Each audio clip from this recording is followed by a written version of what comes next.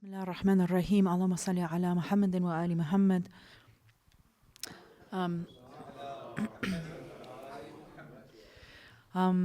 I actually left Islamic College about 2 years ago, so the bio is a little bit out of date.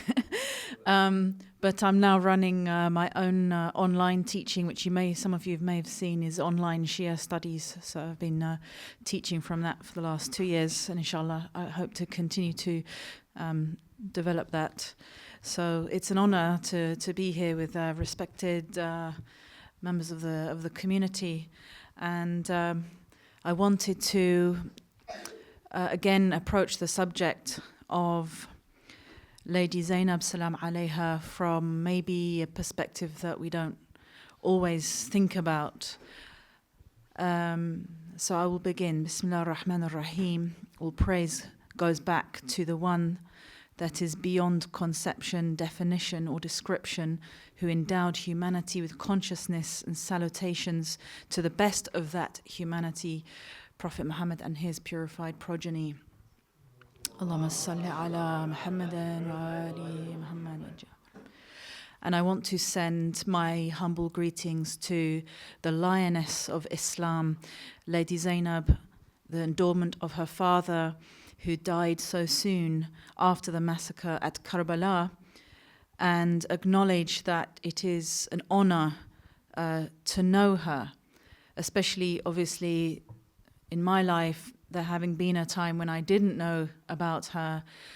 One appreciates when one comes to know about the Ahlul Bayt alayhim salam, and also as a reminder that of course many of the Ummah still don't know about her even today. And we talk about how Lady Zaynab salam alayha upheld Islam in the face of oppression. And there's a component of Islam that I wanted to reflect on, that she was also preserving or seeking to preserve, and I'm calling that the apprehension of the inner reality of things.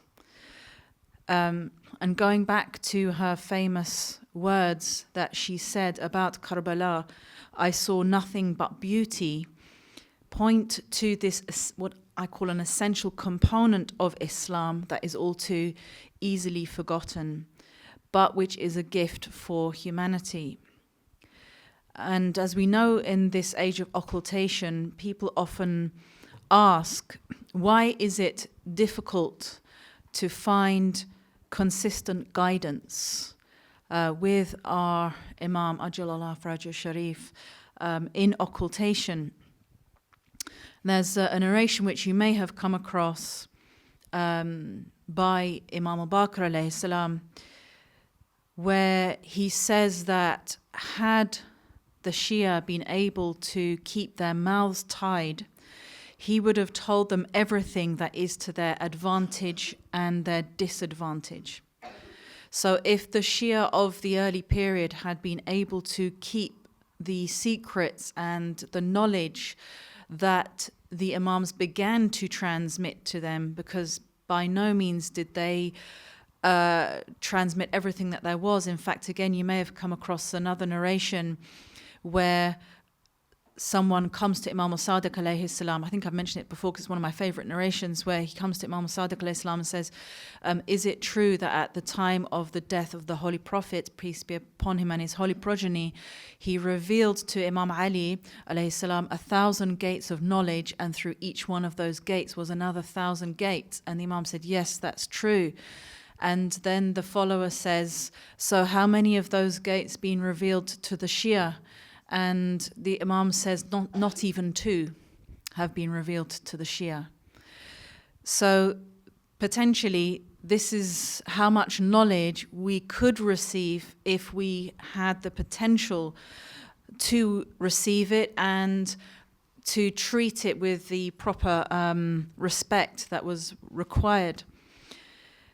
So this is also saying that if the Shia had not revealed certain types of knowledge to potential enemies of the Ahlul Bayt alayhim salam, they would have received guidance in everything that they needed.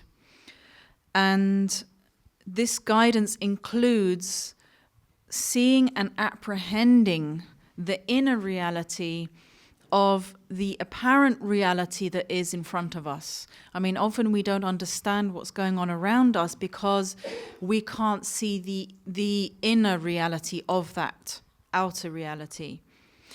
There's also this other interesting narration, which again I may have mentioned before, but again very fascinating, where Abu Basir, one of the famous companions of the Imams, he comes to Imam Sadiq alayhi salam and he says, if the companions of Imam Ali alayhi salam knew when and how they were going to die, why did they not try to avoid it? And the Imam replied with words to the effect that, well, because they accepted it. They accepted the decree. They weren't the type of people to try to run away from their martyrdom or from their death. And this was a particular type of knowledge, one of the particular types of knowledge that was given to the Shia, that the Imams had, again, as it has been called, ilm al-manaya or al-balaya, the knowledge of deaths and trials, in a sense. And turn right. I'll remember that for next time. And so he, you know, there's a big part about the act of submission and the act of accepting the decree and knowing what to accept in terms of what cannot be changed. This is all part of submission to the Imam and submission to Allah subhanahu wa ta'ala. So then Abu Basir says, what prevents you from telling your companions about their future? And the Imam replied, this door has been closed, except that Al-Hussein ibn Ali alayhi salam opened it a little for his companions on the eve of Ashura. So because Imam Hussein alayhi salam knew without a doubt about the loyalty and the steadfastness of those companions that were remaining with him at Karbala, he could trust them not to abuse the knowledge that he was giving them about when and how they were going to die. And then the Imam adds here, he says, "Oh Abu Basir, they were people whose mouths were tied." So they were people who could be trusted to keep these secrets. And sometimes when I mention this, it's worth also adding that this isn't just particular knowledge that is mentioned in the Shi'i sources. Also in the Sunni Hadith collections, it's said that the Holy Prophet, peace be upon him, and his holy progeny, also on the battlefield would notify his companions about where they were going to die on the battlefield and how they were going to die, or who was going to kill that person. So it's a kind of a recognized type of knowledge, and that's just one type of knowledge that eventually was restricted from the followers of the Ahlul Bayt alayhim salam. So going back to looking at the inner reality of things, as the scholars say with regard to the haqq or the truth, as we know, there is a Zahir, an external, and a Batin, and an internal aspect of it. And the Nubuwwah or the prophethood is the vehicle of the Zahir or the external, and Imama is the vehicle of the Batin. Bearing in mind that the Holy Prophet, peace be upon him, and his holy progeny was both a Nabi and an Imam as well. So as the scholars teach, to have ma'rifah of the Imam is to have ma'rifah of the Batin, because the Imam is the vehicle of the Batin. And having ma'rifah of the Imam is obviously, that's a whole journey in itself. At least acknowledging the walaya of the Imam, the legitimacy of the imamate of the Imam, is to, or is to technically to acknowledge that there is a batin, there is an inner reality that can be apprehended. And of course, this inner reality has layers. So, it's a continual unfolding or unveiling of what lies beyond the apparent. And interestingly as well, when the scholars have looked at the narrations with regard to those who are opponents of the batin, they are not members of other religions. So the opponents of the batin are not the Jews, Christians, or Hindus, but the opponents of the batin are to be found within Islam itself. So the opponents of the batin, of the inner, of the possibility of apprehending an inner spiritual reality, are the Muslims themselves, or are found from among the Muslims, as we know very well. So, and we can see this happening in Islamic history. As we know, that the ones who took over the governorship of the Ummah, they still prayed and fasted and declared the Shahada, but they categorically denied the Imamah.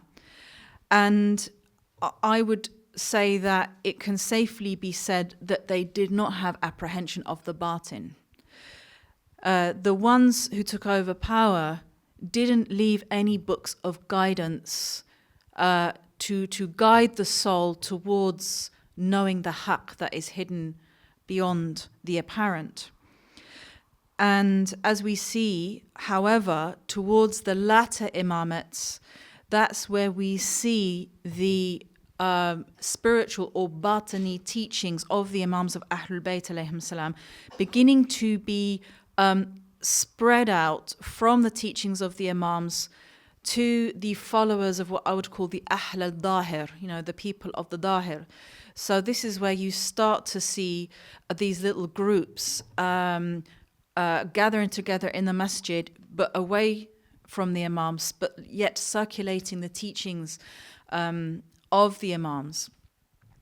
So obviously these teachings were still thirsted for by the people or needed by the people, but they were separated from the Imam himself. And as the Imams have taught as well, the knowledge of the batin was inherited. So knowledge of the batin is passed from heart to heart by one Imam to the next. And undoubtedly being of the house of Ali alayhi salam and witnessing her role at Karbala and hearing her words, "I saw nothing but beauty," we can understand that Sayyida Zaynab salam alayha possessed ma'rifah of the imama and ma'rifah of the batin. She was preserving a perception of reality. And she was of those about whom Imam Ali alayhi salam says in Nahj al-Balagha, the awliya Allah are those who look at the inward side of the world, while others look at its outward side. They busy themselves with its remoter benefits, while others busy themselves with its immediate benefits. So he himself has also mentioned those who look at the inward side of the world, as he calls it. It could be argued that this loss of perception of an inner reality is one of the greatest tragedies to have happened to the Ummah. A loss of perception of the inner reality of things means that we no longer understand what we see or hear before us. We suffer because we no longer understand why things happen in the way that they do and what is their real significance. Just to mention Henri Corbin, which again many of you may know about, the great French scholar of Shi'i Islam, and actually the Shia owe a lot to him because he did a lot to systematize, or not systematize, but clarify Shi'i teachings in a readable format, although a lot of them are still in French, not yet translated into English, although I know that there are some people working on their translation. he says about this loss of this particular perception of a spiritual reality. He says we are no longer participants in a traditional culture.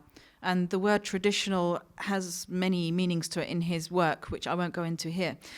And he says, we live in a secular scientific civilization that is extending its control, it is said, even to images. It is commonplace today to speak of a civilization of the image, thinking of our magazines, cinema, and television. But one wonders whether, like all commonplaces, this does not conceal a radical misunderstanding, a complete error.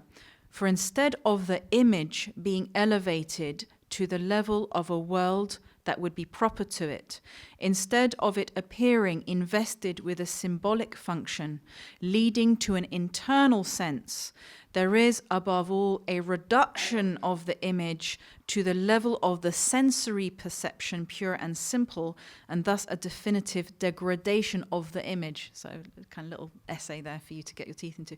But in short, what this means is that because there is no longer a perception of the higher inner reality of things, that an understanding of things has been reduced. So we are living in a world that reduces things or reduces their reality.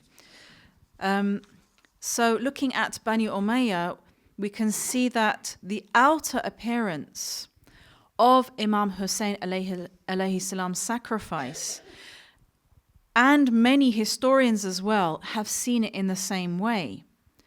They saw only the outer appearance of what happened at Karbala. But Sayyida Zaynab salam alayha saw its inner reality. The slaughtered man on the battlefield, surrendering to the decree with full knowledge, acceptance, and serenity. She saw a total sacrifice of self, of everything, perfecting his walaya with his Lord, elevating walaya to a sacred degree that could not be surpassed. The sons and daughters of Bani Umayyah live today. Those who say that the Holy Prophet, peace be upon him and his holy progeny, has no further use for this ummah, that he's dead and gone. And sometimes perhaps because we may not have many conversations with people who have this belief, but they are many, and I've heard them speak. He's gone, you know. We don't have any use for him anymore. And they are also those who say that the batin cannot be perceived until one is dead and one has passed through to the other side. So as long as we're living in this world, what is only accessible to us is the apparent reality.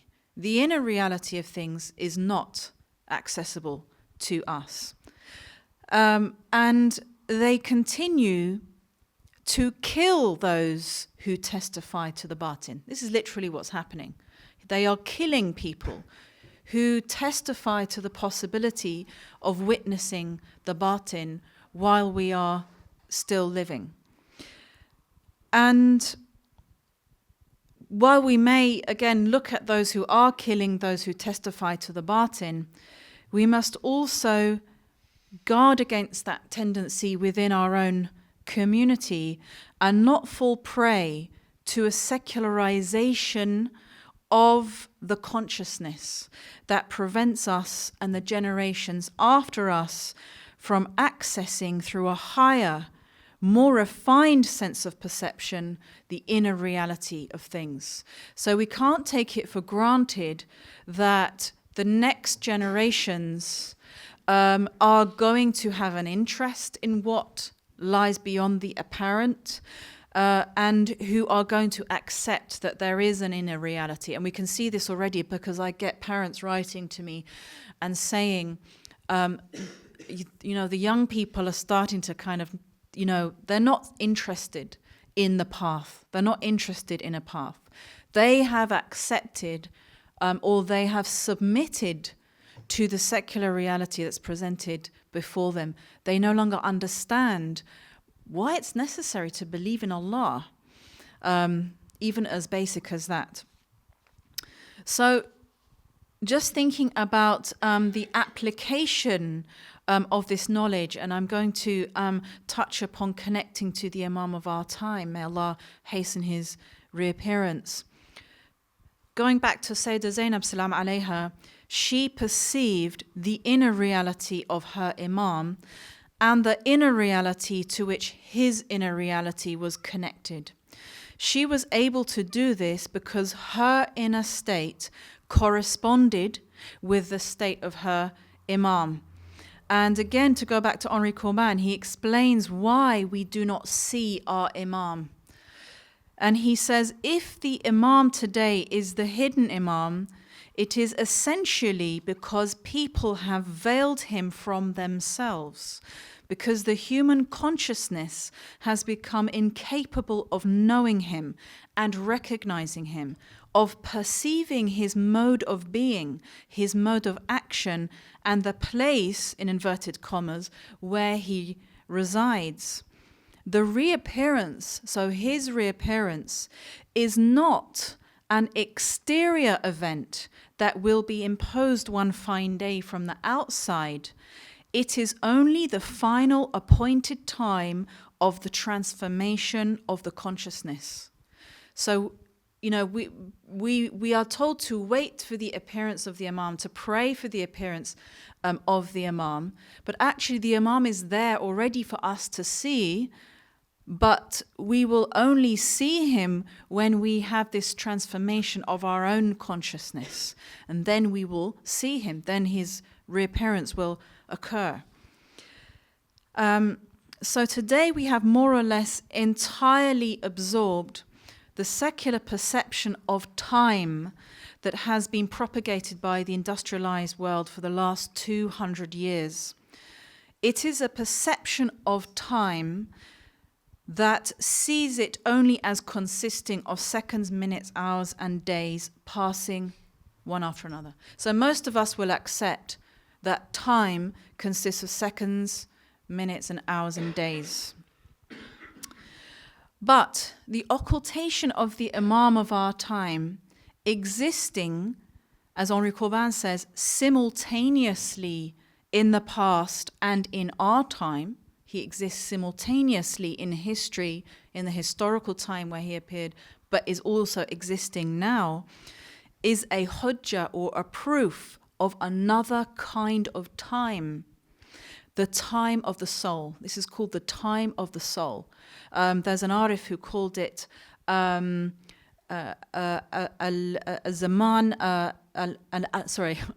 al-Anfusi.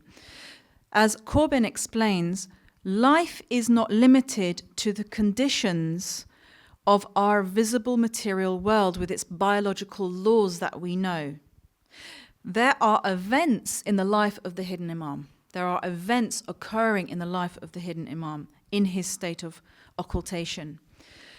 And there is also a particular scholar, Qadi Said Qummi, and he actually refers to these different levels of time. And I'll conclude my talk with this. So, referring to Holy Quran, he actually categorizes different levels of time.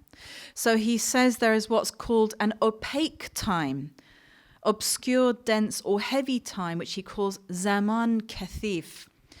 It is the time of material beings, the duration of physical movements done by physical individuals and falling within the perception and control of the senses. It is a measurable time in one way or another by the planetary revolutions. So we live in at one particular level of time. Our physical being lives within the level of time that consists of hours and seconds and days and minutes. And then he talks about what he calls a subtle time, which is zaman latif, which is the duration of spiritual movements. So there is this higher spiritual time that exists simultaneously with the time that we are living in at this level. And he says that the subtle time is the form of temporality which comprises all the movements that take place in what's called the world of the soul. This is called the barzakh.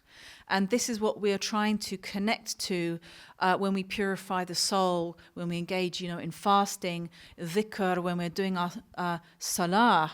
If you're doing your niyyah and you're entering into that space where you're doing your salah, in a sense, you're trying to connect to these higher worlds. And he says that in this space are encompassed the revelations and inspirations and visions given to the prophets and to the awliya in general, and the miracles performed by them.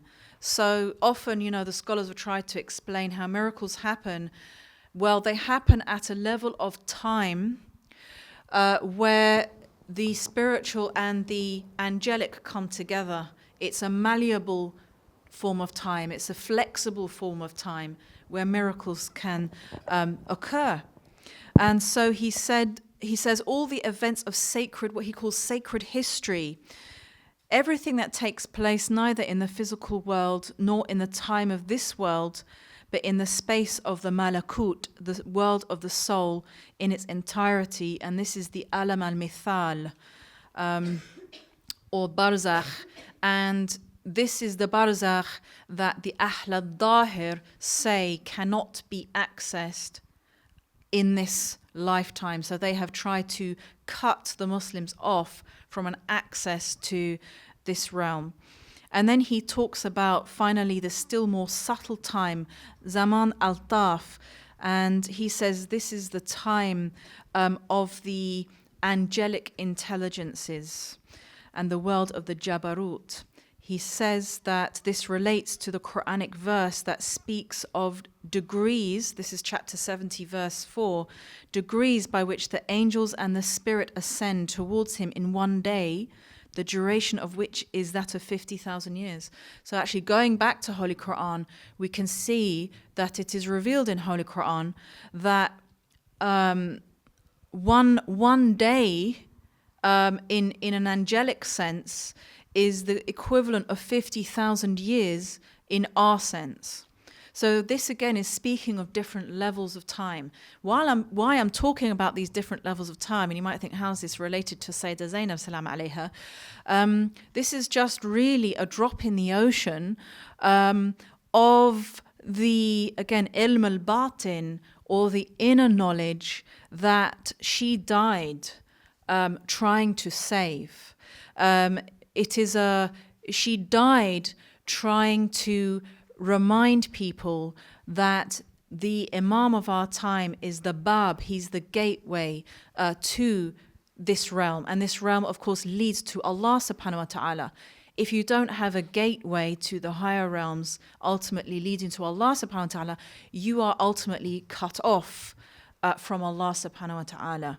So those who are acting in opposition to the batin are actually trying to prevent people from connecting to Allah subhanahu wa ta'ala. And just to conclude with this point, the cultivating the apprehension and cognizance of the inner reality of things. If we're thinking about, okay, we've heard all this, so how do I go about it and cultivate it and actually, I get access to that? There is one thing that can be done, which is concentration upon the heart.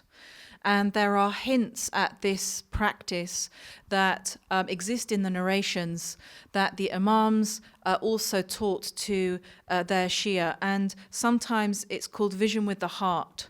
It also we could say, the heart was opened by the Imam by a transmission of light from the heart of the Imam to the heart of the believer. I might have mentioned it before, but I don't think it gets mentioned enough, and that's why I mention it quite a lot, because it's an essential practice. It's going to the heart of our practice, not just focusing on the outer. It's the transmission of light, of hikmah, from the heart of the Imam to the heart of the believer, and that can be done with the niyyah of concentration upon the heart. And again, the purification of the intention, or the purification of our intentions, purification of the niyyah. And again, just a reminder of Nahj al-Balagha, interestingly, Imam Ali alayhi salam, he says, Yawm al-Qiyamah is the day when intentions will be weighed, So it's not just actions, but it's the intention with which you did that action that's going to be taken into consideration. So protection against riya, protection against showing off, and striving for ikhlas, or sincerity. And without at least, we might not get a full apprehension of these higher levels of reality that I've been talking about. But one thing that we can get, I have no doubt, one thing that we can attain, and which many people have in a more developed sense, is a sense of that higher reality, is an intuition of that higher reality. And of course, this culture in which we live tries to argue against that intuition. It tries to ridicule that intuition often. But that intuition is what needs to be cultivated if we are to connect our heart to this inner reality that leads to Allah subhanahu wa ta'ala, and for which Sayyida Zaynab salam alayha sacrificed everything. Thank you very much. Allahumma salli ala Muhammadin wa ali Muhammad. We have some time for questions, if there are any questions from either side. Starting with the ladies. Or the men. Bye. No questions? Yeah. Thank you very much. Have the Imams not mentioned, and even the Quran mentioned, that some degree of illumination, of enlightenment can happen to people who are sincere, who do the good deeds, etc. So there are some doors open even to the mortals like us. Yeah, definitely. And I have met people as well who through they have because of the purity of their heart and their sincerity, they do. And I think that this is one thing again that again inspired me to come into Islam was meeting these kinds of people. But I think we're still living in a world where we shouldn't take it for granted that it's always going to be like this. I mean, obviously there will always be those people who have that nur in their heart and that ability to understand the inner reality of things. But I'm still receiving messages of concern from people about how this sense is being lost as well. So it's just as a little caution that we shouldn't take it for granted. Any other questions from either side?